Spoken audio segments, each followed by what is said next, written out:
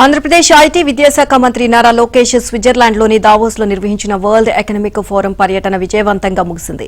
రాష్ట్రానికి భారీగా పెట్టుబడులను ఆకర్షించడమే లక్ష్యంగా సాగిన ఈ పర్యటనలో లోకేష్ అత్యంత చురుగ్గా వ్యవహరించారు.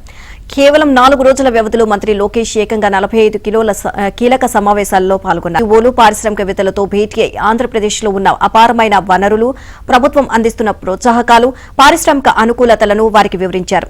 ఈ పర్యటనలో సాధించిన అతిపెద్ద విజయం RMZ సంస్థతో కుదిరిన ఒప్పందం. లోకేష్ చొరవతో ఈ సంస్థ ఏపీలో సుమారు $10 బిలియన్ భారీ పెట్టుబడి పెట్టేందుకు ముందుకు వచ్చింది. ఇది రాష్ట్ర పారిశ్రామిక అభివృద్ధికి, ఉపాధి కల్పనకు పెద్దపీట వేయనుంది.